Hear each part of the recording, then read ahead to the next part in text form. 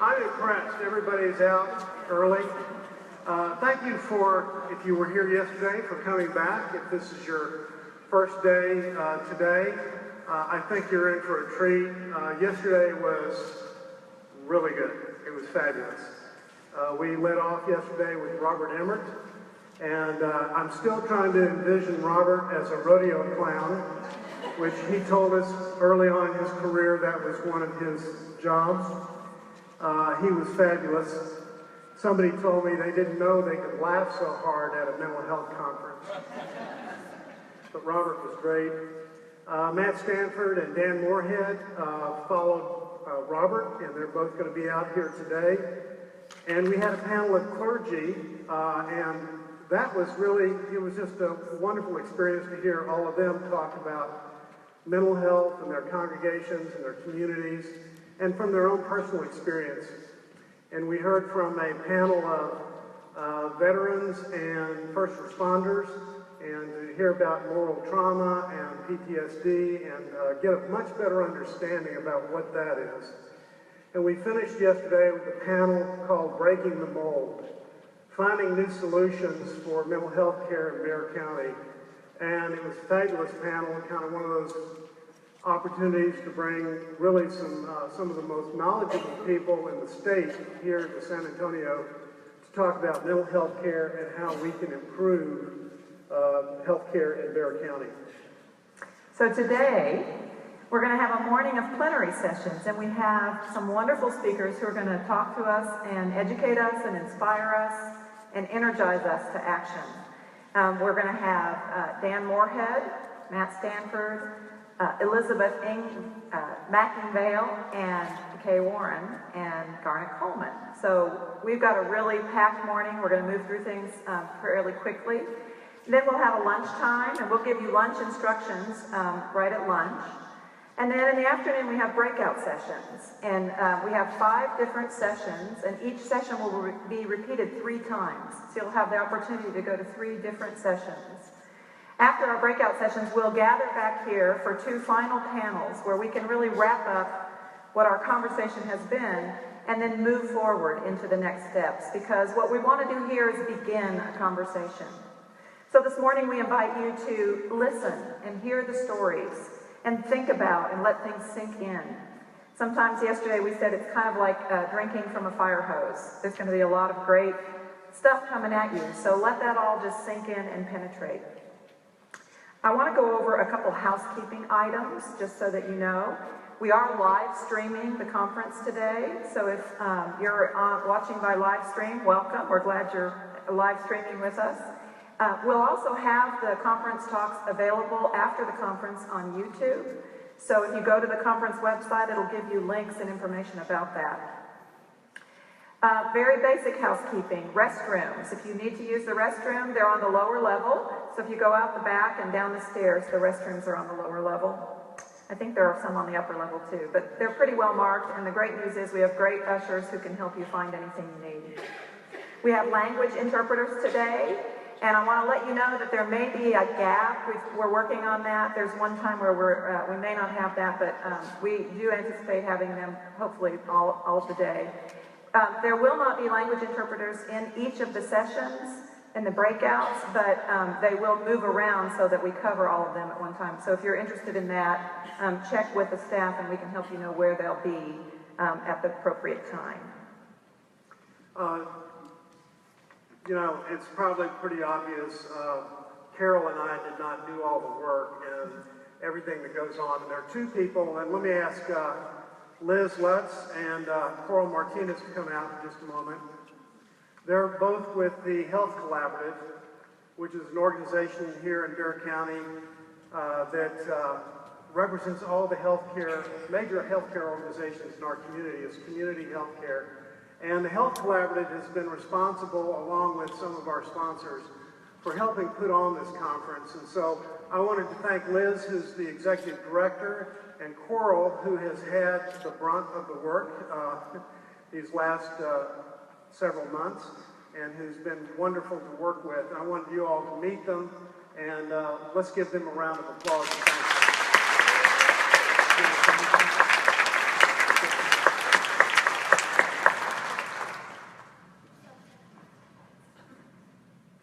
Can you get the mic for her? I'm not sure. Okay, there it goes.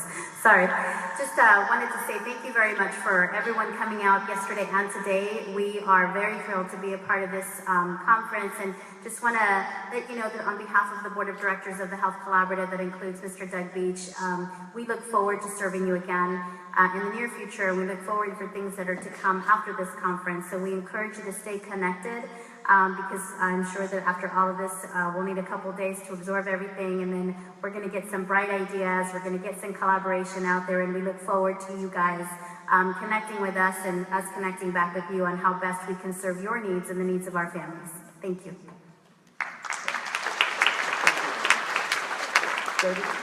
Now, I'd like to introduce David Griffin.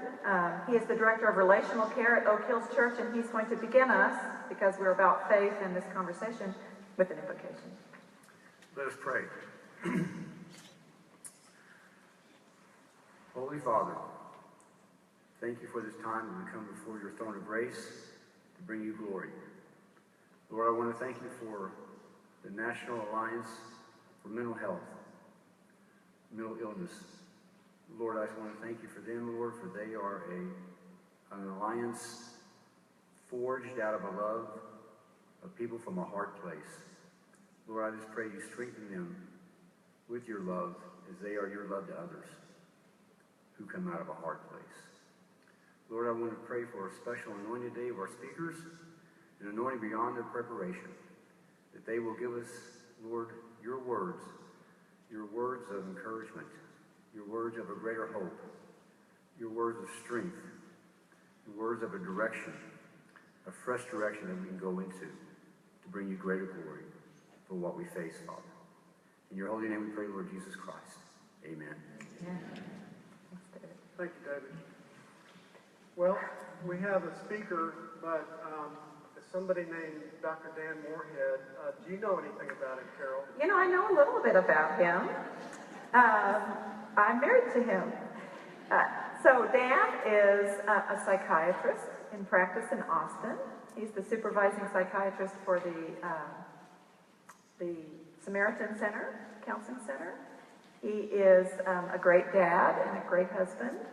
You want to say anything about him? Well, even well before this conference got going, I saw Dan at Saddleback Church, where he did a very similar session that he's going to do today.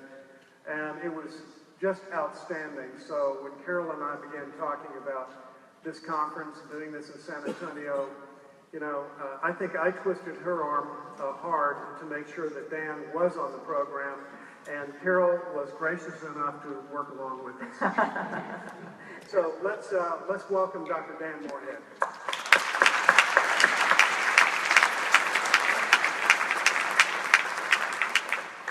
Good Saturday morning to everyone. I'm so impressed. Looks like many of you got to the shower before you got here. Well done. Well done. I feel the same way. So we're going to talk about mental illness, and my job really is to lay a foundation and remind you of some things that you already know, and remind you of just how solid this foundation is. You know, even in science, nothing is absolutely certain. And in mental health sciences and psychology and social sciences, nothing is ever totally proven, but the things I'm going to say today are about as solid and substantial and unlikely to change as anything we can say in this area. So I want you to know that. And then I also want to start right here, and you can go ahead and groan if you want. Yes, we're doing politics this early. We closed with politics last night, this morning. You know, no matter where you are on the political spectrum, I think you would probably agree these are difficult times. These are troubled times. And so I want to bring to your attention something that relates to hope rather than frustration. So on July 6th of this year, this wild political year, the U.S. House of Representatives, in a bipartisan measure, voted overwhelmingly 422 to 2. And what they got together and united about was not to reaffirm their devotion to motherhood and apple pie. and it wasn't to reaffirm the existence of Flag Day. What they got together and voted for overwhelmingly on both sides of the aisle was a substantive new mental health bill that pays specific attention for the first time in federal history to serious mental illness. So this is huge. It's gone to the Senate. But if that doesn't give you reason for hope in this year, then probably nothing I say will either. So let's move on and talk about mental illness. I know you know what it is. That's why you're here. But I'll just say it to be complete. Mental illness is a kind of medical illness. And it's like any other kind of medical illness, as we're going to talk about. The thing that makes it mental illness is it affects parts of the body that we need for mental functions. That's the only difference from other kinds of illness. And so, for instance, if you have an illness of a part of your brain, and the rest of the body as well, that you need for normal moods, if there's an illness in that area, you have a mood disorder like major depression or bipolar. If you have an illness in part of your brain that you need for normal anxiety, which can be normal, then you can get an anxiety disorder like panic attacks or post-traumatic stress. Or if you have an illness in the part of your brain that you need for memory, well then you're going to have a memory disorder like Alzheimer's dementia. So that's all we're saying about mental illness and what it is.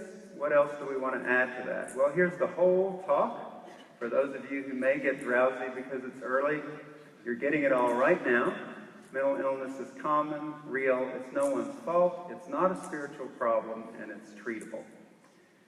Now, I know there are not any gasps of surprise in the audience. I know you know this, and you wouldn't be here if you didn't know it. You know this in your bones, you know it from your own experience. But like I said, what I want to do is show you some of the very deep and very solid foundations of this so that you can know with confidence, even when you hear wayward reports in the news about such and such mental illness is made up or, you know, our treatments don't work, etc., you won't feel thrown off by those at all because you don't need to. Right, mental illness is common. How common is it? Well, when you or someone you love has mental illness, it feels incredibly isolating. You feel like you're in this terrible bubble of pain while everyone around you is going on with their successful life. And this is made even worse by social media like Facebook. You can get on right now and you can find that someone you know just finished the best breakfast of their lives and took a picture of it to post for the entire world. And somebody else is putting their kid into Harvard, and somebody else is in the Cayman Islands celebrating their birthday with 500 of their closest friends. And here you are stuck at home with mental illness watching this parade go by. So it doesn't feel common, but how common is it? Well, let me remind you, and again, these things won't surprise you, but they nevertheless have an impact on me every time I go over them. So let's think about the American population. If you take the whole population and you say, what percentage of America has experienced some form of mental illness in their lives?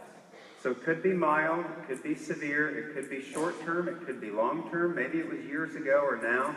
If you put them all together, who has had experience of real bona fide mental illness?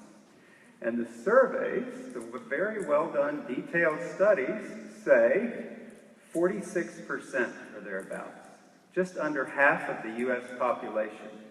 So now this could have been somebody had a couple of months of depression years ago and it never came back, or this could be someone has a chronic illness like bipolar that they may have to deal with the rest of their lives. But if you put them all together, just under half the population. That is a stunning number. We should never get used to that. In the last 12 months, anywhere between 20 to 30% of the population has experienced mental illness in the last 12 months. Think about that. Anywhere you go, a football stadium or a church or a place of business, you will know that anywhere between 1/5 and 1/3 of every person has experienced mental illness just in the past year. It's incredibly common. Let's compare it to other medical things. The flu, right? Everybody's had the flu. Well, you know how many people get the flu in any given year? Anywhere between 5 and 20%. So in a worst case epidemic year, 20% of people get the flu. How many people get mental illness in any given year? More than get the flu. That's how common it is. And then finally, this number looks small. This is the people in the last year that have had severe mental illness, in other words, a disabling level of mental illness. It's 6% for the whole year, and it's 4% at any given moment. 4% of our population are disabled by a category of medical illness. That is a massive public health problem. Now, these statistics tell us a lot. I could show you a lot more along the same vein. The big thing that they tell me today is that with this number of just under half the population having experienced it, I can go into any room. It's not just this one. I can go to any room, any conference, any setting, and I can talk to people about mental illness and mental health, and I know that pretty much every single person in that room has been personally affected by mental illness. Either they've experienced it themselves or someone close to them, family, friend, or coworker, has experienced mental illness.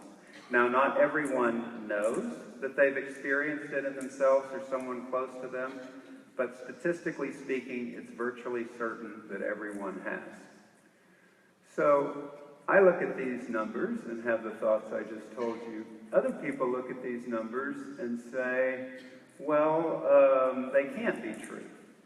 And then they start arguing whether the surveys could be true and whether they're well done, and they're exceptionally well done. So then the argument generally revolves back to, well, they can't be true because mental illness isn't real. Mental illness is made up. You see, you psychiatrists, and I'm a psychiatrist, you get together in committees and you make up this book called DSM. We're on DSM-5 now. And you just kind of out of thin air make up a description for a disorder, and you call it a mental illness, but really it's not a medical illness, it's just something you made up because you psychiatrists want to make money treating the whole population and putting them on meds, and someday you'll make the net so wide that it's 100% of the population has mental illness. Oh look, they all need to be treated, let's put them on meds. These arguments are not new, they're old, but they still have some currency in parts of the internet, and I even see them coming from university professors at times, or even, rarely, but it happens, even people in my own field. These arguments go back to a very influential and popular book at the time. It was called The Myth of Mental Illness, and you'll notice it was written by a medical doctor, an MD, who is also a psychiatrist. And this psychiatrist, who was a fairly prominent psychiatrist at the time, said, look, we're not doing people any favors if we call them mentally ill. If we say you have an illness and we pat them on the head and give them a pill and say you don't need to be responsible for your life, we're doing something bad to them. And what we need to do is tell them, look, get up, you have problems, we'll help you take responsibility and deal with your problems. And he said, the reason I'm saying this is because no one can really prove that mental illness is real medical illness. He said, I'm a doctor. If someone has a broken bone, I can see it by looking at them. I can see it on the x-ray. If someone has mental illness, where do I see it? Even after someone has died and we examine the brain, he said, we haven't found anything.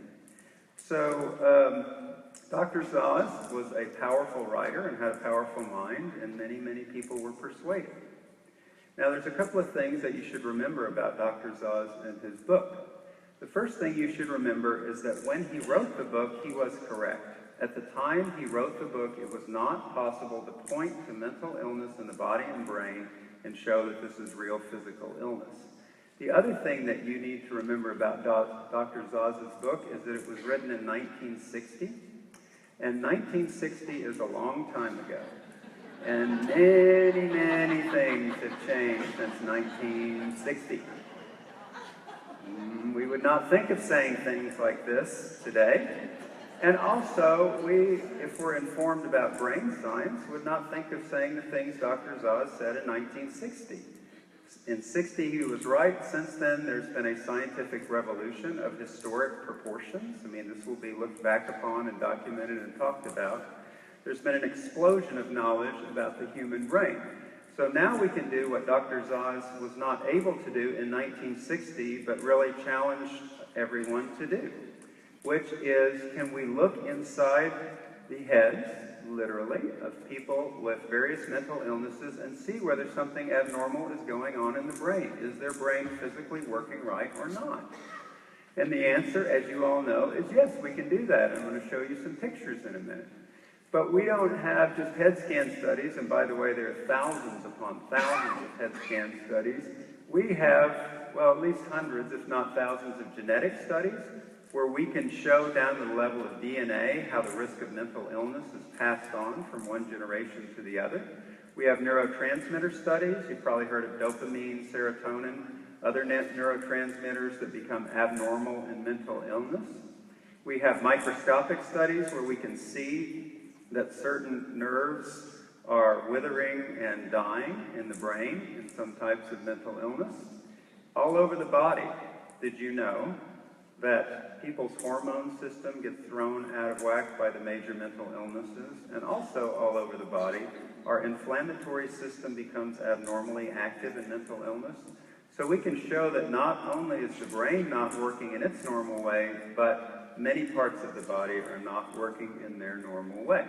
So here's the head scan part. I'm going to take the example of depression, one, because it's common, and two, because it's one that people have debated about. Is this real physical medical illness, or is this some kind of social thing that's put all in your head? So what would we be looking for in depression if we're looking at head scans? Well, the main thing we'd be looking for is abnormalities that would go along with, well, I've already worn out one of the interpreters. Wow. Hang with me, people. Hang with me. We'll get there. I got a lot of pictures. What would we be looking for if we're seeking abnormalities of the brain in major depression? Well, the first thing in that blue area is we would be looking for an abnormally low level of activity here. This is the upper outer part of the frontal lobes, and this is the part of the brain we use to make decisions, to carry them out, to be active, to have some oomph, to focus, concentrate, think things through, have willpower. All of these things are very impaired in depression, right? People are slowed down, no expression, less movement, they're slow, it's hard to think, it's hard to make decisions. So we're looking for abnormally low activities here in the blue part, and then in the red part, this is the outer part of the brain. This is in the center of the brain where the two halves go together. The lower part of the frontal lobe is what we use for, among other things, negative emotionality. So there's one thing that's really, really amped up in depression, whereas everything else is slowed down, and the one thing is negative emotions. Those of you who have experienced depression, and by the way, I have experienced depression, and I know what this is like, the negative emotions in your brain are going crazy, and they're relentless. Literally night and day, literally all through the day, whatever happens, this negative emotion is just welling up and tormenting you with how bad things are, how bad you are, how bad things are going to go, the future is rotten, life is hopeless. It sounds melodramatic. When you're depression, it looks like hard, cold reality. So we're looking for abnormal high activity here and abnormal low activity here. So we're going to look at this blue area first. And here's a normal brain. And this is an older scan, but the point still applies. And this is a PET scan, and you read it like a weather map. Okay, it's not hard. So here's the frontal lobe. Orange and red means a lot more activity. So a normal frontal lobe is pretty active. Plenty of orange and red, especially on the top in that blue area. Here's someone with chronic severe depression. Do you see any orange and red in this area? Almost none. You have abnormal low activities of brain metabolism in this area, exactly where we'd be looking for it in major depression. And then these are different cuts of the same brain of a depressed person. There's no normal to compare to. But this is that red area in the middle of the brain that I showed you before. Go back. Here's the red area in the lower middle of the brain. And there it is with abnormally high levels of activity correlating to increased negative emotionality.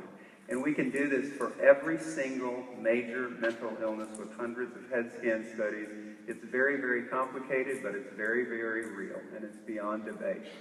So we can not only point to mental illness and show you that it's biologically real, but we can also make the argument by showing people that mental illness will do in spades what every serious medical illness does. All right, think about this. Why do you go to the doctor in the first place? Do you like long waits? Do you like being shuffled through? Do you like being poked and prodded? Do you like those lovely hospital gowns? I don't. I'm a doctor. I don't like going to the hospital or to the doctor's office. Why do I go? Well, usually I try to rationalize that I don't need to go unless one of three worries comes into my mind. Either I'm going to die, and as a doctor I think of all the rare illnesses that are going to kill me, or I'm going to be disabled so I can't work or can't take care of my family, or my body's going to fall apart over time if I don't get this taken care of. Those are the three dreaded things about medical illness. Can we look at mental illness and see if mental illness does these things as much as other serious medical illnesses? So let's look at mental illness as a cause of death. This is very complicated, but the most simple, straightforward way is to take the very tragic, very case of suicide. So I'm going to talk about suicide, but there's a reason I stumbled over the word. I hate mental illness. So we can take suicide rates and we can say, how often does mental illness kill people compared to how often other medical illnesses kill people? Well, with teenagers and young adults, no one anywhere is surprised anymore to know that mental illness and suicide is the number 2 cause of death, second only to accidents. That's expected. But what if we say all adults in the prime of life, ages 18 to 65, and I'm getting to the point where 65 is not old, so I'm not saying it's old, but as people in their most productive years, how often does mental illness and suicide kill people compared to other medical problems? Well, it's number 4. And this one stunned me. I mean, there's a lot of bad diseases out there, but suicide and mental illness kill more people at these ages than diabetes, strokes, lung disease, liver disease, HIV, and get this, homicide. And if you look at the numbers, you're about twice as likely to be killed by yourself as by someone else.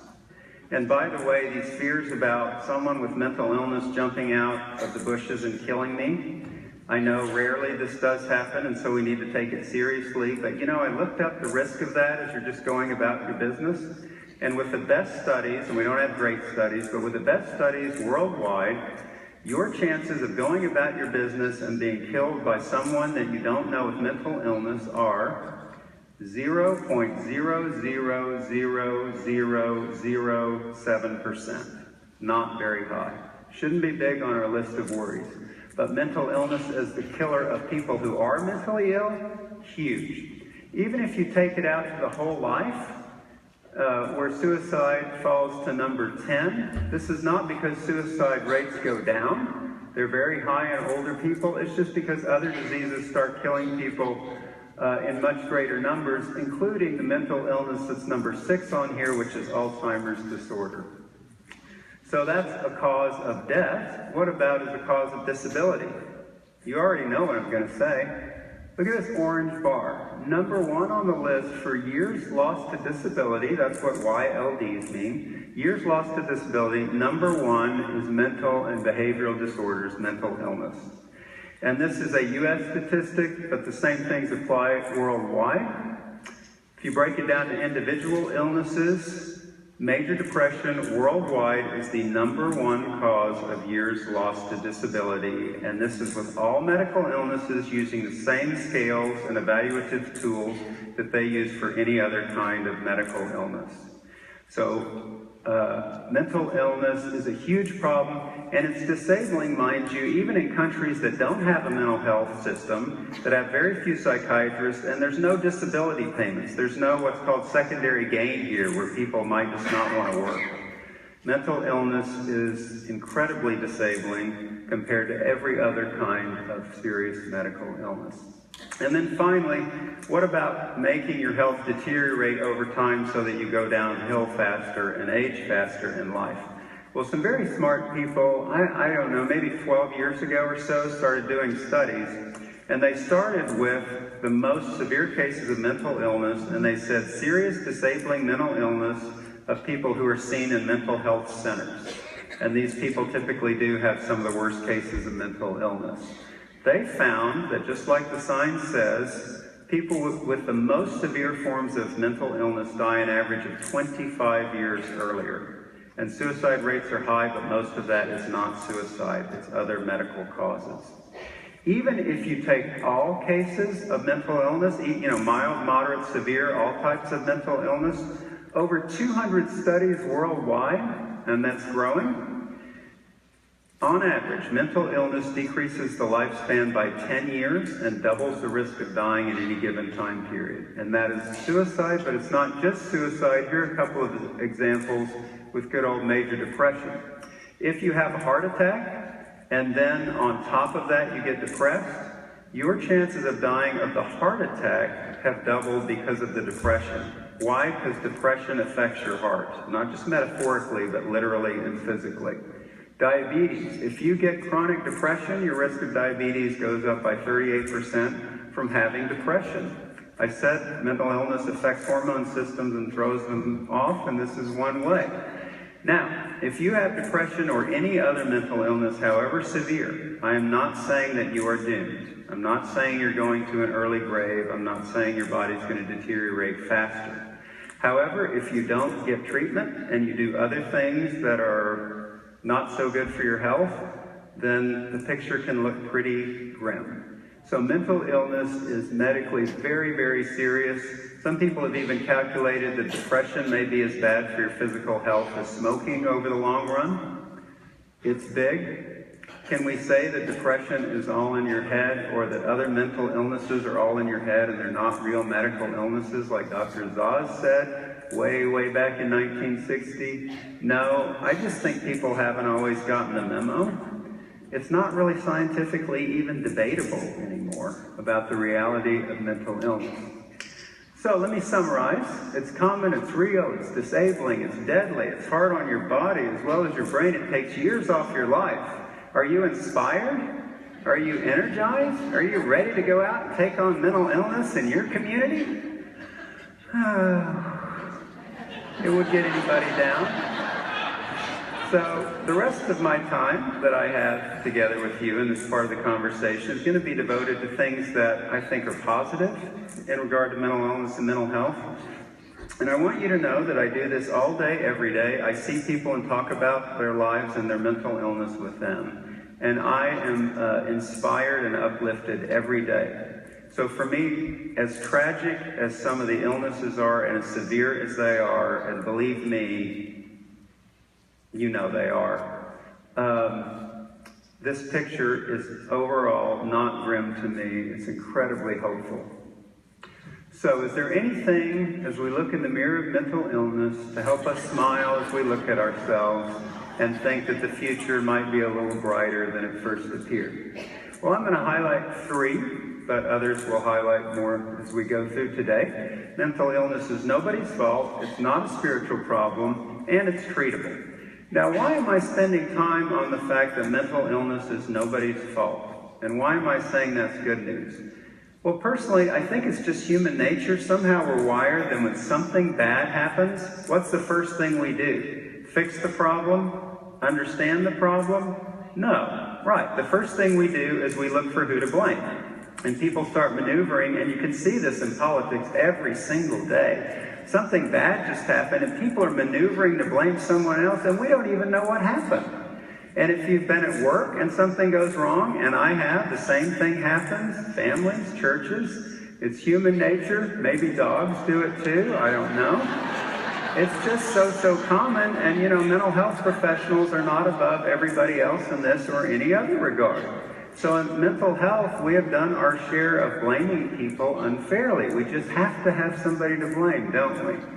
So historically, the number one person to blame, good old mom. Motherhood, apple pie, she'll take the blame. Often dad, too. The worst example of this ever, and I hate to even bring it up, is a schizophrenogenic mother. This long-sounding name. It sounds so official, doesn't it? How can you even argue with it? And this was never universally accepted by mental health professionals, but many mental health professionals were persuaded that the way a mother treated a child could give the child schizophrenia. And as if that weren't bad enough, many parents were told when their children developed schizophrenia and they went into treatment centers that the parents had given their children this illness, and if the parents would just do it right, they wouldn't have this illness. Now, this is devastating. We've already had people talk who've had family members who've had schizophrenia. It is, well, it's rather savage in the emotional effects it has on everyone involved. To be in that wounded state and then somebody comes in and blames you and pours salt on the wound is pretty horrific. So, seriously, I know I can't, but I would like to try to apologize on behalf of mental health professionals to anyone who has ever blamed for their kids' psychiatric illness. You know, if your child has leukemia, people rush to support you, as they should. It should be the same thing with mental illness. It should not be a question of what did the parents do wrong. If you're a parent, of course you did things wrong. I'm a parent. I did things wrong every day. I'm still doing them. Do those things hurt our children? Yes, at times they do. But that's different from somebody getting an illness. It's very different. Now, another handy group to blame is psychiatrists themselves. Really, this whole talk is a defense of psychiatry, so we don't need to really pause there. And it's a great talk, isn't it? And then, of course, when in doubt, what have we done? Blame the victim. Right? There's been a lot of this in the history of mental health, including from mental health professionals. Some of you may have even heard this personally. You want to be depressed.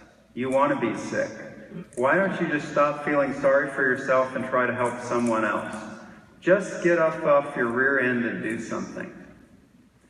So think about it. What if somebody was in a car wreck and they had 2 broken legs and you went in the next day and said, you know, I think if you got up and tried to get some exercise, your legs would be stronger and they wouldn't get broken. Or somebody has a heart attack and you go to visit them in the hospital and the next day you say, you know, I think if you quit feeling sorry for yourself and got up and did something, you know, maybe even maybe you didn't really want to work, you just want to be in this hospital bed. And yet literally for decades, people with mental illness have been told these things. So the rule is very simple. We all know it. Just run it through the filter of if you wouldn't say it about any other medical illness, don't say it about mental illness. It's that simple. Okay, corollary of this, mental illness is not a spiritual problem. Sad to say, there have been times when people have been blamed for their own mental illness, and it's said that it's sin or a lack of faith or a lack of prayer. Now, it's also true that in the history of religion, including the history of Christianity, many Christians, and I think probably you could say Jesus was among them, have stood up on behalf of people with mental illness, just like other marginalized people and outcasts. But nevertheless, people have often also gotten blamed for it. So let's talk about why that has been the case briefly. And the reason that's been the case is this strange thing called dualism. I promise I won't go on and on about this. Don't worry, Carol. I'm not going to get distracted with philosophy. But dualism is the idea that was an underlying assumption of all Western thought in the last 500 years, up until about, 30 years ago or so. And what dualism said was there's a physical and a non-physical part of us. We've got a body, and then we've got a non-physical part that you could call the mind or soul or spirit. And so things that human beings had were either physical or non-physical. So if you had a problem, if it was physical, you should go see the doctor. If it's non-physical, if it's a mental problem, or if it's something to do with your soul, that has to do with how you think. And so for that, you consult philosophy or religion, or you just get your head straight. You don't go to the doctor for something that's not physical. And so then, with those dualistic assumptions, and not that people went around saying, hi, I'm a dualist, how are you? But with those assumptions, it didn't really make sense of where to put mental illness, right? Is it mental or is it physical? And so people would come down on both sides, but we knew it was mental, so we tend to put it on the mental side. And if it's the mental side, well, it's not physical, maybe you can control it, or maybe it is a spiritual problem or lack of faith. So dualism, happily, turned out to be wrong. And although there is no formal model of how a human being is made up in the Judeo-Christian or really other religious scriptures, really, the most consistent one, I think, is a very rough 3-part model where you have a body that's non-physical, a body that's physical and a spirit that's not physical at all, and in the middle you have something that's both physical and non-physical, and that is called mind, or also soul. And this is the part of us that does the thinking and emoting and willing and sensing. And it's got a physical side and a mental side or non-physical side that go together. And so quite clearly, if someone has a mental illness, it's in this middle area where it's both mental and physical.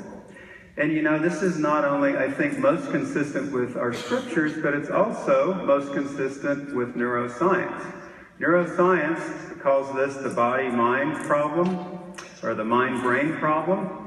And what they've come to for the foreseeable future is that, number one, we're never going to figure out how this works. Literally, that's what they're saying. And number two, mind and body, or mind and brain, are two different sides of the same coin. We don't know why they always go together, but we know they always go together. And where mental illness falls is in this realm, and if it's not physical, then it's not mental illness. Now, what do I mean by that? Well, here's a picture of an angel. Why an angel? Well, angels are in the scriptures and in every religious tradition, actually. And angels are non-physical beings. They're spiritual. So angels don't have body, which is why an angel does not have a heart attack. Angels don't get diabetes, right? Angels can sin because angels are spiritual beings. But do angels get panic attacks? Does an angel get schizophrenia? No. And that is because an angel does not have a physical brain or a physical body. So bottom line is, yes, mental illnesses are mental, but if we didn't have bodies, if we didn't have brains, we wouldn't get mental illness.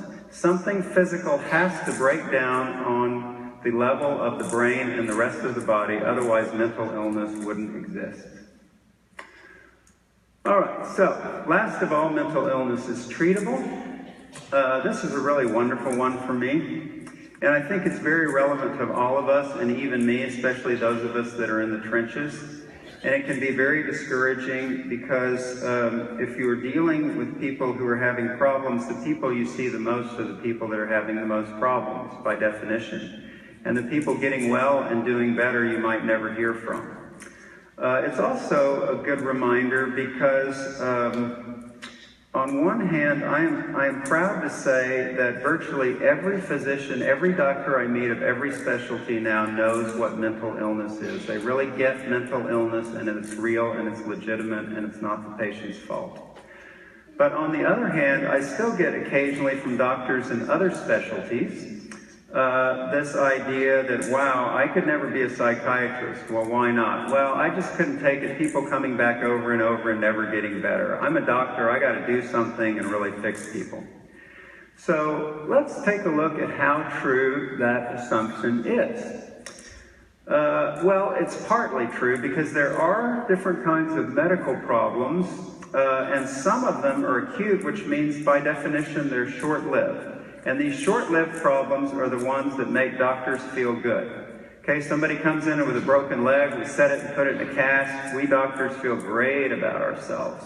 Somebody has pneumonia, we give them antibiotics. Hallelujah. On TV, someone comes in with a 1 in a billion illness. The doctor figures it out, gives them medicine, fixes it. You know, the end of the show, the person's leaving for home and they're embracing. That's what doctors like, and that's how doctors like to think of themselves.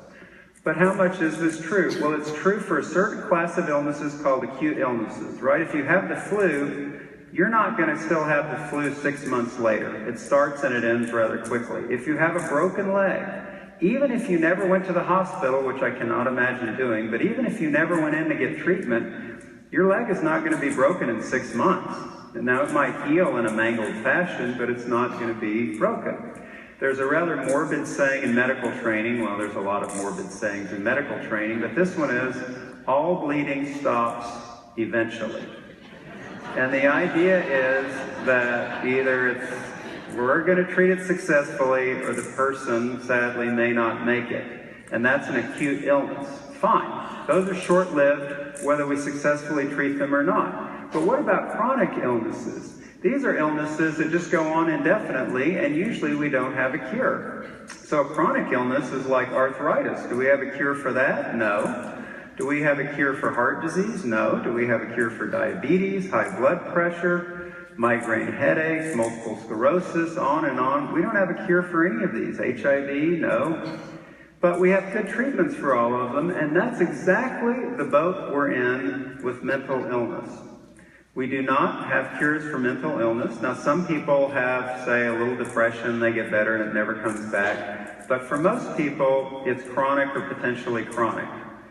That does not mean we can't treat them successfully. What it means is that we don't have cures, and that turns out to be true for the vast majority of patients that doctors see. And here's a graph following the money. 85% of medical dollars go for chronic medical conditions. So most doctors, most of the time, see people with chronic conditions that they can't cure, but they can treat, and so it's no different in mental health than in any other division of medicine. What on earth is this? Well, it could be a Rorschach blot, I think. It makes me think of the Charlie Brown Christmas tree. I've always been fixated on the Charlie Brown Christmas special. You can supply your own, ideas. What this is a graph that was done by a man named Lloyd, who was very, very smart, and who was able to statistically compare the success of medical treatments in general versus the success of mental health treatments. So he wanted to compare apples to apples, and he wanted to say, if you go into a medical doctor for any given condition, what is your likelihood of a successful treatment versus going to the psychiatrist, in this case to use psychiatric medicines.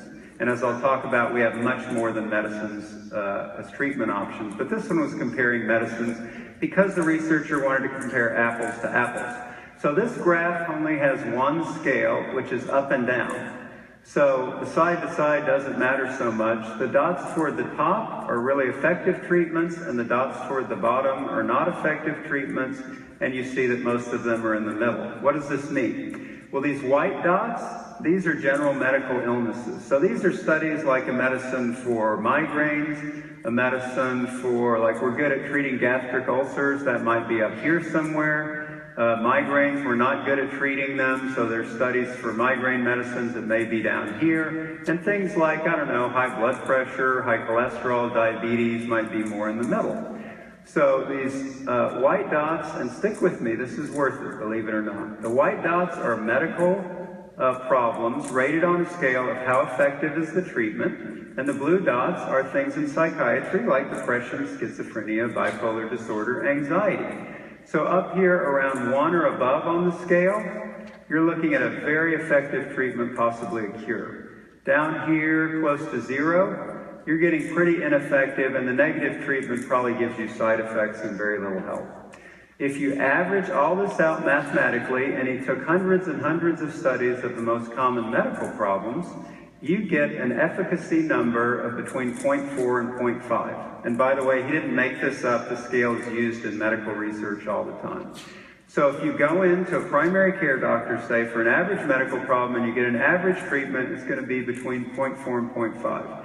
Guess what? If you go into the psychiatrist and get a treatment with a medicine, what's the average efficacy going to be? Between 0.4 and 0.5. Oh yes, you're right. So statistically, there is no difference between going in to a primary care doctor for a typical kind of medical problem and going into the psychiatrist for a psychiatric problem that needs medication. No difference statistically. So people will say, oh, I was depressed, I tried something, but it didn't work, and I just gave up. Very understandable. On the other hand, did you try one medicine for your blood pressure and then you just gave up when it didn't work or you didn't like it? No, of course not. You assumed there were other options, and there were. And the same is true for mental health. All right. We don't just have medicines, though. The beautiful part is we have a wide array, and everything on this list has good scientific support now. So we used to fight amongst ourselves, the medicine people, the therapy people, religious people, mental health people. We finally realized we need all the help we can get. So talk therapy is as powerful as medications for psychiatric illness in most cases. Exercise, very good for the brain, as you can see here. This is an actual picture of a brain exercising. 12-step, Alcoholics Anonymous and others, incredibly good. Celebrate Recovery, worth checking out. Prayer, meditation, church attendance, like we talked about yesterday, are good for people's mental and physical health. We have a lot of treatments. So what this means is there is no reason to despair, and if people can get access to good treatment, the majority of people will do quite well. Now, what it doesn't mean is we can cure everybody. And so that means if you're in the boat, and I hope not, but if you're in the boat or someone you love is in the boat of having very severe symptoms that are treatment resistant, you may do everything right as, say, a patient. You may do everything right as a family member. You may do everything right as a doctor. And the person can still do poorly or even die of the disease. People can do everything right and still lose the patient, and that's really, really important to remember. But also remember that's true in every branch of medicine. Did you know people die from high blood pressure, malignant hypertension? Usually we can control it pretty well, but not always. People die of diabetes. The list goes on and on. We have good treatments, although it doesn't mean we can save everyone. So, to sum up, mental illness is common. How common? It affects everyone. How real is it? As real as any medical illness. It's nobody's fault, and it's not a spiritual problem because getting sick is just a part of being human. And finally, mental illness is as treatable as other medical conditions. So, I know you know this, but, I don't know, let's say it all together. If you or someone you love has mental illness, you are not alone.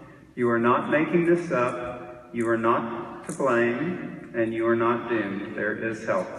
So God bless you all, and let's have a great day.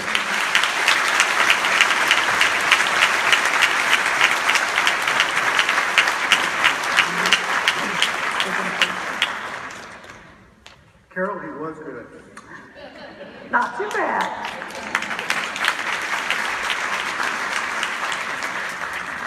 One of the great things about working on this conference has been every speaker that we've called to say, would you come to San Antonio? Would you be here at this conference and speak to us? They all said yes. And the bios for the speakers, we don't have them in the program, but the bios for the speakers are all online. So we're not going to tell you all about their credentials and their backgrounds, but you can look those up online, and they're all good. One of the, our next speaker, Liz McIngvale, is from Houston. It's Dr. Liz McIngvale. And she has a personal story, and I was just telling her backstage, Dan set you up perfectly. Because what he said is that mental illness is treatable and that there's hope. And Liz is going to tell you her personal story. And it is not only one of great hope, but it's one that she shares willingly with people throughout the country. So let me introduce you to Dr. Liz McIngvale.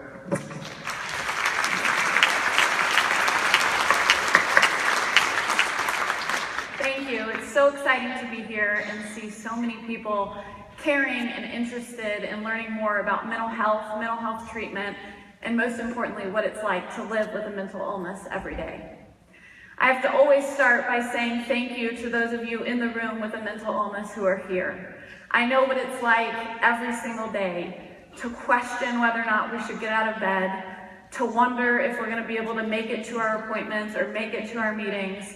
And being here today is a huge testimony to what you're interested in. You're interested in learning more, but in making a difference and taking a stance that we can and we will eliminate the stigma associated with mental illness and tell people that there is hope for their suffering and pain.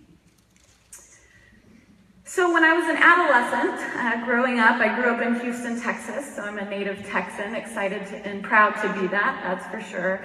I was a normal, carefree adolescent. I did the things that most people did. I hung out with my friends, I went to school, I was a gymnast, I was actively involved in a lot of different things. have an older sibling, an older sister, and an older brother, and I was just your normal kid. I had a couple quirks, a couple things that my mom kind of thought, this is a little bit interesting. I can remember reading the book Matilda, and I remember sitting in my mom's car one day, and every day when I would read, I would start at page 1. And I remember her saying, you know, Liz, there's bookmarks. That's what bookmarks are for, so that you don't have to start over. And I knew what a bookmark was, I understood that, but I could not seem to do it. I felt like I had to start from the beginning every time. Or the tendency that I would watch the news to a point where I was obsessively worried about the weather. What would happen, and was a tornado gonna come and, you know, cause devastation to my family or my friends?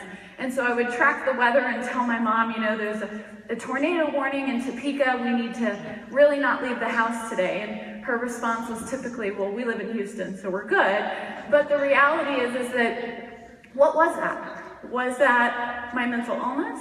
Was that the start of something that would become a chronic, debilitating disease for me? Or was that just a kid being a kid, right? Sometimes it's hard for us to understand the difference.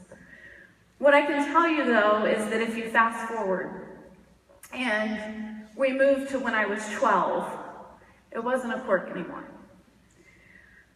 My life overnight became a living nightmare.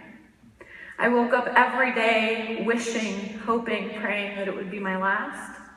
I asked my family, my mom, my sister, every day to kill me, because I felt like if they killed me, they would be forgiven, they could go to heaven, I could go to heaven, and that it would be a better option for all of us. The pain and the suffering that I dealt with every day was too much to handle. But the pain and the suffering that I inflicted and that I still inflict on others every day was even too much for me to handle. So overnight, I started doing these bizarre behaviors. I started engaging in hand washing and reassurance checking, and I spent my days asking my mom everything that I did, if it was okay, if she thought something bad was gonna happen, if maybe I've caused harm to someone else, or did she think I was gonna go to heaven, or what if God's upset with me? Asking all these questions. And she would answer them appropriately and honestly, and I would feel better. But that sense of relief was very, very small. I felt better for moments, for seconds, for minutes, and all of a sudden that time that I felt better got smaller and smaller until I needed to do what we call another ritual. And so if you fast forward, this was about a year had gone by, I was in the 8th grade, and I was going to summer camp. And my sister had to go to summer camp that same day. She was a year older than me, so she was going to camp in Washington, D.C. for the week. Sorry, it wasn't summer camp, it was school camp. And I was going to Mo Ranch here in Texas. And so my mom was going to take me to a friend's house that evening and allow me to stay the night there because in the morning she needed to drive my sister to the airport for her trip. And so right before we left, I started panicking and feeling anxiety, didn't know what it was or how to label it. But I stopped and I said to my mom, I said, you know, well, what if when you drop me off, you know, something happens? They put their dog in a kennel when we leave, and what if something happens to the dog in the kennel? Do you think it would be my fault? And they would be so upset with me, and maybe I did something that would cause harm to happen. Or what if some of the clothes that I packed in my bag are the same color, or they look the same as my friends? Do you think she'll think I'm copying her and she'll be upset with me? And if she's mad at me, what will happen? And so my mom's response was, you know, honey, if it's causing you that much anxiety, just stay here and your brother can take you to school in the morning. So my brother, so I did that, and my brother took me to school in the morning. And on the way to school, this is back when we had CDs, my brother asked me to put a CD in the car, in the drive. And so I pulled the CD out and started putting it in and out, and was counting and doing these different rituals. My brother didn't really know what to think of it. He hadn't seen a lot of my OCD or my rituals, and so he kind of let it go, dropped me off at school, but afterwards he had a conversation with my mom, and he said, you know, I don't know if there's something going on with Liz, but I'm worried about her. I feel like she was doing these things, and do you think it's something we should be concerned about? And so my mom's response was, you know, well, I've noticed a lot of different things also, but I don't know what it is, and I guess we'll just take it day by day and see what happens. Well, as I was at camp, my mom started talking to different people about some of these things she was noticing. So my hand washing, I was washing my hands at this point to where they were raw and bloody. And my first reaction was to tell my mom that I had an allergic reaction to the soap. So she got rid of all the soap in the household. And, you know, I tried my best to cover up what I was going through because of the shame and the feelings of hopelessness and loneliness that no one else is like me. What will people think? What will they say? And so I stayed at the camp for a week, and it was probably one of the worst weeks of my life. I couldn't eat most of the food there. It was cafeteria food, and the thought of cross-contamination and germs and the issues that were going on in my head about it. And showering was a whole nother story, and so sleeping was certainly something that didn't happen. And my mom recalls the moment she picked me up that day being a moment that she said, "I've got to get her help." I got off the bus, and I was a thin kid to begin with. I was active in sports, and I had probably lost 5 pounds that week, and I was gaunt and exhausted and had bags under my eyes. And at that point, she knew this isn't normal. These aren't quirks anymore or tendencies. This is something that we need to address or see if we can address it. And so I got home that night, and I'll never forget sitting upstairs in my bedroom on the carpet in a fetal position, crying to my mom, saying, "Mom, please don't make me go back to school tomorrow."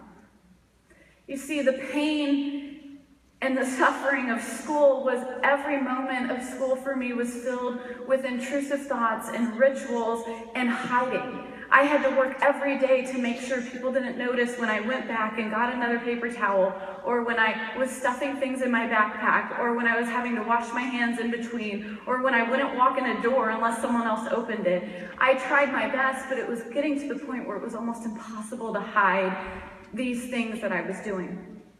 And so my mom said to me, she said, "I'll make a deal with you. You have 2 options. You can tell me what's going on, and I won't make you go to school tomorrow. We will address it and let's try to figure it out. But if you don't want to talk to me, you have to go to school. I can't let you stay home if I don't know what's going on and get you the help." And I remember sitting down and I told my mom, I said, "I don't even know what this word means, but I feel like it makes sense. And all I can tell you is I feel like I have to do these rituals all day long."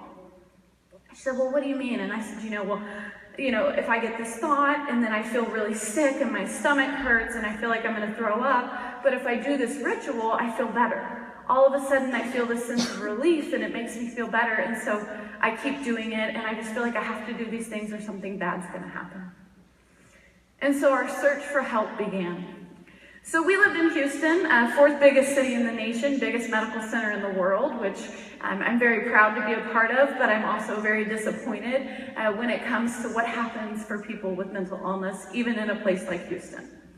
So we searched. Both of my parents work full-time. They're successful business people in Houston. They had the financial means, which a lot of people don't, to continue to search and look for treatment and look for care. But what happened? Years progressed. I went from therapist to therapist, and I was told the same thing. "We've never seen a case like hers. We've never seen obsessive compulsive disorder this bad, and there's no help available for this child." I'll never forget being in a therapist's office and saying, "You have obsessive compulsive disorder. That's your diagnosis, and let me tell you a little bit about it." They told me the definition of OCD, which is obsessive, unwanted, intrusive thoughts, followed by repetitive rituals, also known as compulsions. I'll never forget the therapist looking at me and saying, "How does it make you feel to know there's a diagnosis for what you're going through? There's a name, maybe that you're not alone." I'm still a little confused about the question because I remember my response, which would be the same today, although I'm sure I'd have more words. My response was, "You're telling me there's a name for what I'm going through, but you're telling me there's no hope and no treatment available for me. Am I supposed to feel better? I don't. Feel probably worse." And so we kept searching and searching. And what happens when you keep searching for help and you don't get appropriate help? You get worse. You progress. Your illness takes over. So by the age of 15, I spent every moment of every day that I was awake, ritualizing and overcome by this living nightmare. Overcome with obsessive thoughts, feeling like I needed to perform these repetitive rituals just to feel better or keep a family member safe. And over time, my life fell apart in front of me. It wasn't just my life, though. It was my sister's life, it was my mother's life, it was my father and my brother's life. Mental illness doesn't affect one person. It affects the entire family. It affects the entire system. And so as I was sick and struggling, my mom and my sister became my guardian angels, became my caretakers, and became the people that to this day I know if I make a phone call to them or if I send them a text, I will get a response. That response isn't just because it's a normal sibling or parent saying, "Hey, how are you?" It's a response because they know every moment and every day of my life is fragile. One moment and one thing can change my day from going well to becoming suicidal. It shouldn't have to be like that. It doesn't have to be like that. I wonder if I had gotten care earlier, how my prognosis would have changed. So what happened? So at 15, we continued to search and we said, where are we gonna go? What are we gonna do? And I became more withdrawn, more isolated, and at a point where I didn't believe there was a chance for me. I didn't believe my life, I believed what the therapist had said. Accept your life for what it is. There's no hope for you.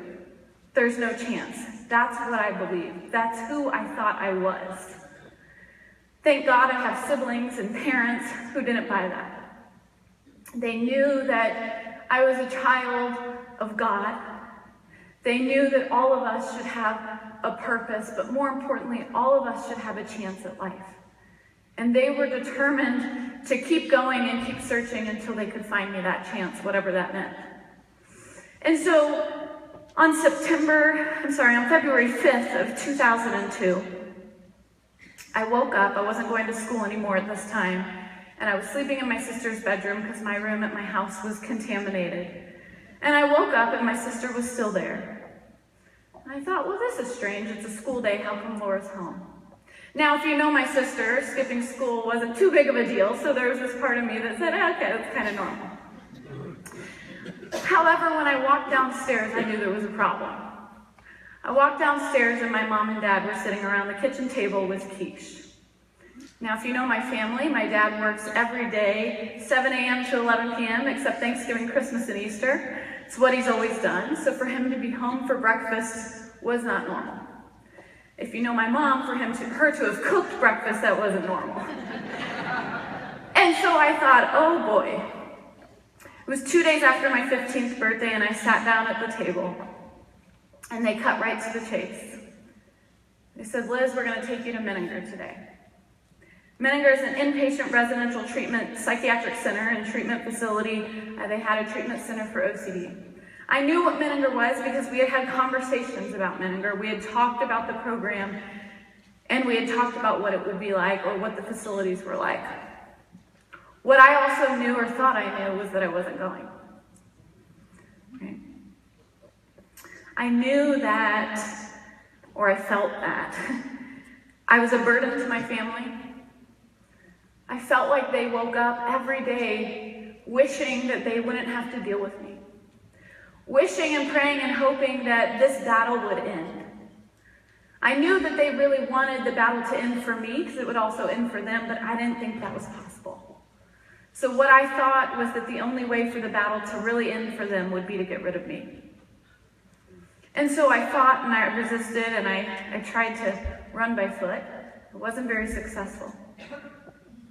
My parents got me and put me in the car, and my sister, my dad, my mom, and I went up to Topeka, Kansas on February 5th. We arrived in a snow-filled landscape, much different than Houston, and we drove a car to a psychiatric treatment center that was barren. The facilities were run down, and it was scary. I walked into the treatment center in gray sweatpants that were my sister's. My sister's 5'11", so she was much taller than I was, so they didn't fit me appropriately. Her Doc Marten shoes with no shoelaces, because I had to take all the shoelaces out because the colors in the shoelaces were bad and I thought that something would happen. And a tan shirt from the Gap. About the only clothes that I could wear at the time because I found something wrong with every other color. I thought any iteration of red or black was a sign of the devil. I wouldn't go to heaven, God would be upset with me. And then I continued to find more issues and issues with almost every piece of clothing. So I walked into this treatment facility and I thought this was the end. I thought this is a place where my parents are gonna leave me forever. I thought this is their chance at having a life again, and this is where my life really will end up. You see, I've been told that my parents should expect that my life would be one where I would live in a center for the rest of my life, and that that's kind of the best, or that was the best hope that they had for me. And so we got there, and I was a case they had never seen, that's for sure. Crying, upset, a committed family who was there loving and wanting to figure out what to do to help their child who was falling apart in front of their eyes. But also a family who was torn on what to do. My mom had put off taking me to Menninger for a long time and continued to have excuses. She would say things like, to her friends, I didn't know, but she would say things like, well, her birthday's coming up. Christmas is coming up. We'll wait till after that, or maybe she's gonna get better here. And finally, after my birthday, one of her friends said to her, it's time. You have to do this. You can't wait any longer. And so we got to the OCD treatment floor at Menninger, a place that was still scary, was filled with many different patients, adults and children, adolescents. And they put us in this conference room with these glass doors to have our first meeting with Dr. Bjorgensen, who became my therapist. We sat in that room and I cried and I begged and I pleaded with my parents to give me just one more chance. I'll never forget the struggle for me to wake up every day was so immense that the thought of getting ready, it took hours. My mom, I had this fear of the number 666 and it being the number of the devil, and so any iterations of 6 I struggled tremendously with, and it got to the point where every number had a bad connotation. I eventually stopped at the number 42 because it was my mom's age at the time. Doesn't make much sense because 4 plus 2 is 6. But what happened is I thought, well, since my mom has a bad age, or she's, this year and it equals 6, I need to stop at that age. So every single thing that I did in the day, I did 42 times. Imagine waking up in the morning and sitting up and down 42 times, turning your body to the left and right 42 times, moving your right leg forward and backwards 42 times, and then your left leg before you've gotten out of bed. And by the time I would get downstairs to the sink and it's 45 minutes to an hour later, and I'm crying and I'm upset and I'm exhausted, I would turn that sink faucet on 42 times, rinse my hands with water 42 times, get 42 pumps of soap, wash my hands 42 times, rinse them back off 42 times, turn the faucet back off 42 times. And then my mind would say, that's just one set, you should do 42 sets of 42. So that was my life. That was our life. My mom had to quit her job. Thankfully, she could stay home with me or take me to work with her when she needed to go, but she couldn't be present. She couldn't be actively there. It wasn't safe for her to leave me home alone. I was very suicidal at the time. And it wasn't safe for them to even leave me for a few minutes. Every day, everybody, myself included, asked why. Why do we have this life? Why do I have to have this struggle? Why me? And then I sat down on the couch at Menninger after a dramatic entry. My eyes, I'll never forget, I told my mom and dad, please don't leave me here. I looked at my sister with my tear-filled eyes and I said, Laura, I promise I'll try. When I get home, I'll even put that shirt on with all the different colors and I'll straighten my hair. And I know that sounds ridiculous and menial, but if I had done those few things on my own, I probably wouldn't have been at Menninger, because at the time I was completely unfunctionable. My mom would have to pull me out of the shower after 6 hours of in there, and you're freezing cold and I'm stuck in the corner and I'm crying because I'm not done ritualizing, and she would have to literally pull me out and help get me dressed. Completely disabled and overcome by this mental illness.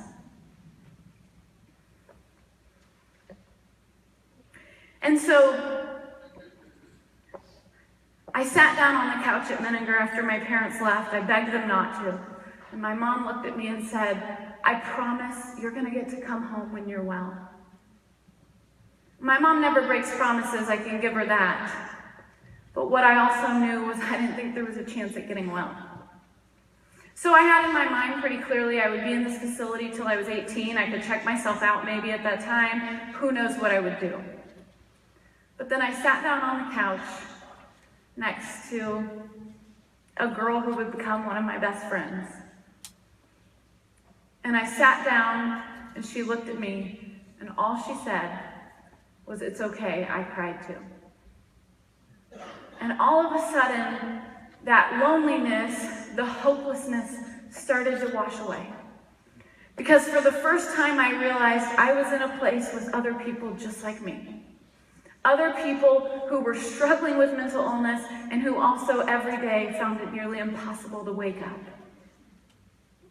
And 90 days later, after I had undergone the appropriate and effective treatment for OCD, I cried just as hard as that day I got to Menninger.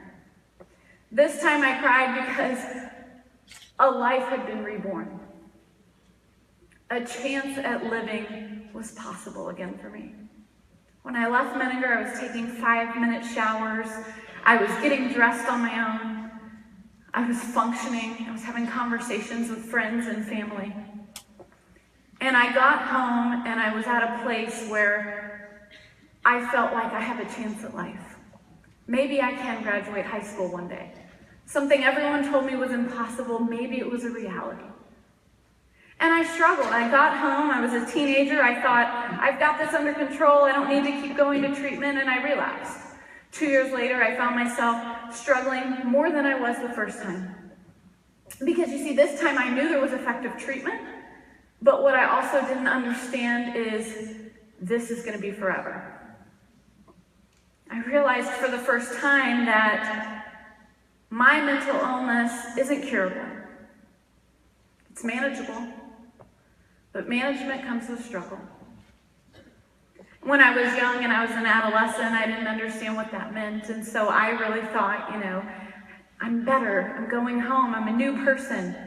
And then when I hit rock bottom, it felt impossible at that point to pick myself back up. Because I thought and I wondered, if this is forever, how can I do this? How in the world is this possible? I'll never forget having a family member come in town and making a comment to my mom about how I was making it all up. Making a comment about how it was kind of games that I was playing and they need to just put their foot down. What I will stand right here and tell you more than anything is that those of us that live every day with a mental illness would do anything in the world to be making it up.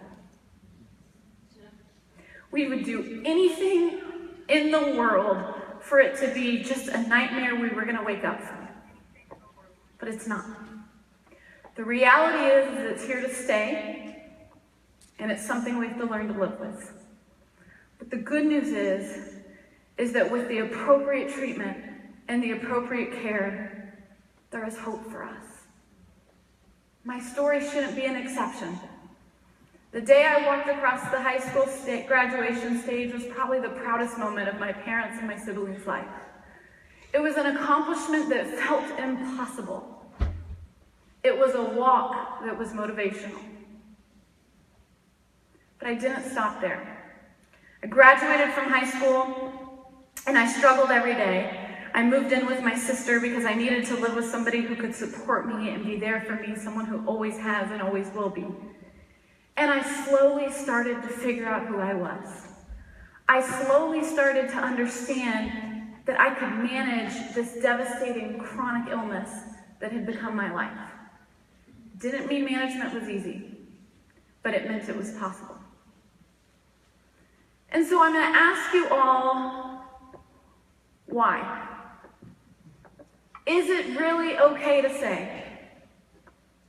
Is it okay for me to stand here and say, I live with a chronic mental illness. I live with obsessive compulsive disorder. Every one of us that live with it ask the same questions. What if I say it? What will people think? What will people do? How will I be judged?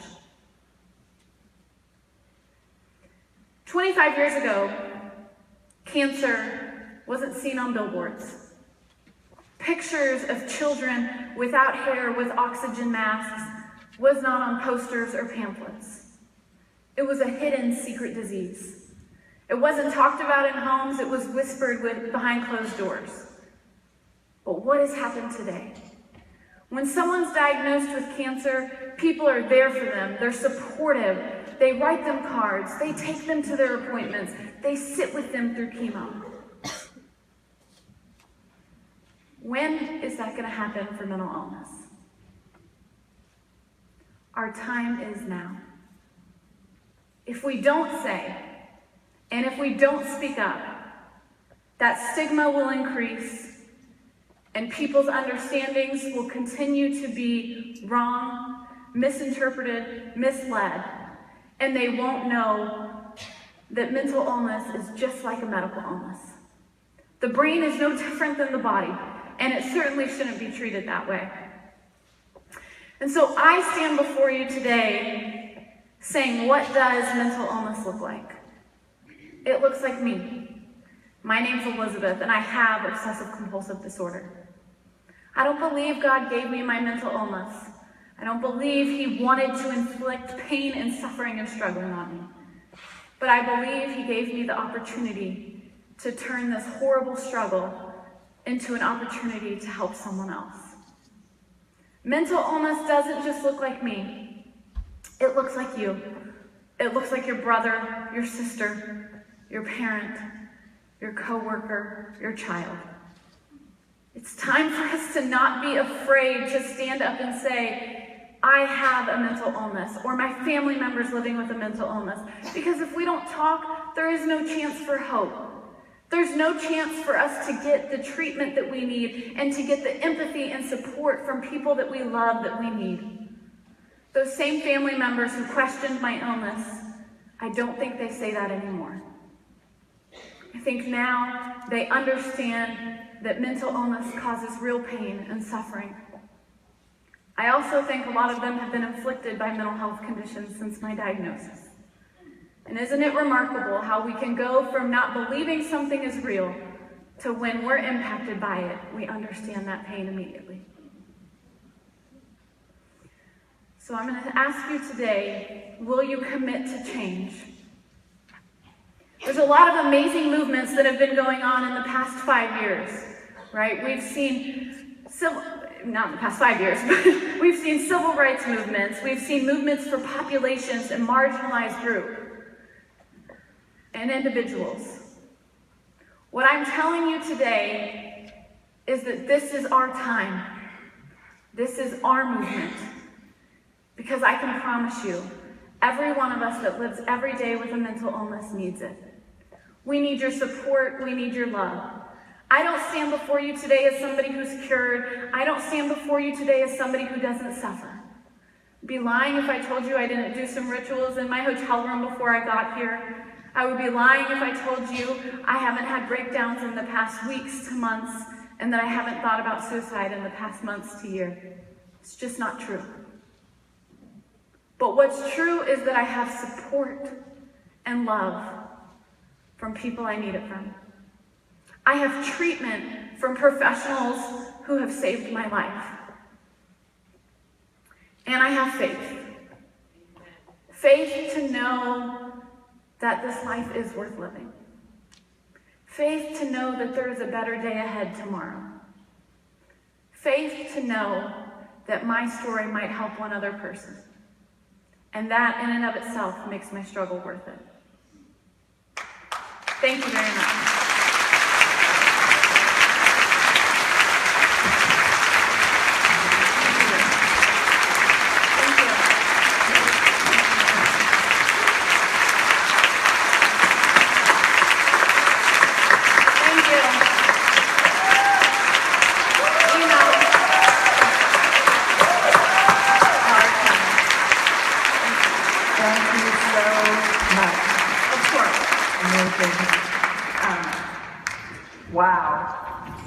Wow. I think you are as moved as I am by that. And Rick Warren likes to say, revealing our feelings is the beginning of healing.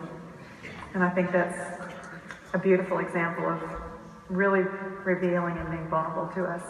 We're going to begin now and have a break for 15 minutes. So just to remind you, the restroom